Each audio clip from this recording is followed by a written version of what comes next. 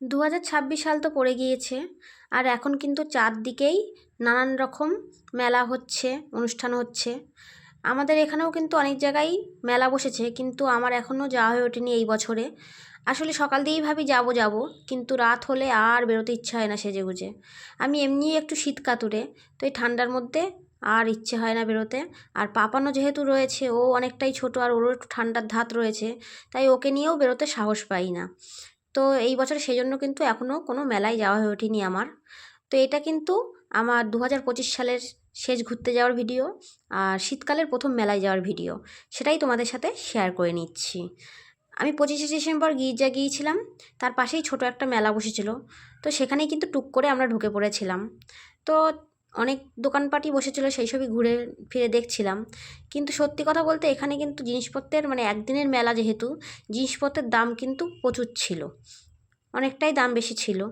তো তাও টুকটাক কেনাকাটা করে নিয়েছিলাম আমরা। আর মেয়ে বলছিল ওই বড় নাগরদোলায় চড়বে, কিন্তু আমরা যেহেতু দুজনে কেউ চড়বো না, তাই ও একা সাহস পাচ্ছিল না। আমরা ছোটোবেলায় জানো তো, মানে আমি বিশেষ করে এই নাগরদোলায় প্রচুর উঠেছি, কিন্তু এখন সেই ছোটোবেলার সাহসটা আর নেই, এখন ভীষণ ভয় হয় উঠতে। আর পাপানকে ওই ছোটো নাগরদোলটায় চড়াবো ভাবছিলাম, কিন্তু ওর বাবার হাত কিছুতেই ছাড়তে চাইছিল না। তো এরপর টুকটাক কেনাকাটা করে বড়মশাই বলল চলো কিছু খাওয়া দাওয়া করে নিই। তো এরপর একটা দোকান থেকে ঢুকে পড়েছিলাম। তো মানু বলল পিৎজা খাবে, দোকানে পিৎজা আছে শুনে ও বলল পিৎজা খাবে, তো পিৎজা অর্ডার দেওয়া হলো।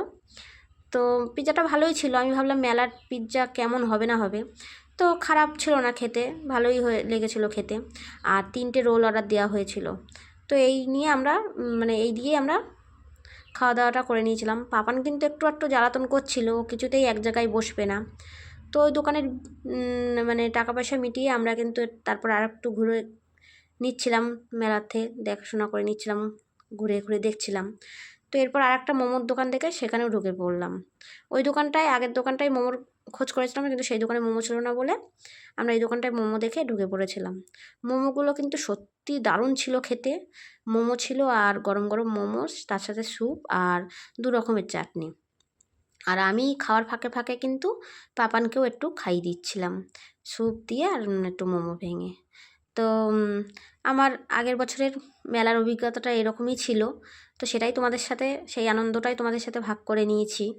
তো এরপর বেশি রাত করিনি, তারপর অল্প একটু একটু ঘুরে আমরা কিন্তু বাড়ি চলে এসেছিলাম। পাপান যেহেতু ছোটো, ওর কথাই একটু ভাবতে হয়, বেশি রাত করলেও ঠান্ডা লেগে যাবে বলে। তো আমার ভিডিও কেমন লাগলো তোমরা কিন্তু জানাতে ভুলো না। আর ভিডিও ভালো লাগলে ফলো করো, লাইক করো, কমেন্ট করো। আর সবাই ভালো থেকো, খুব খুব ভালো থেকো, সাবধানে থেকো, সুস্থ থাকো। আজকের ভিডিওটি কিন্তু এই পর্যন্তই।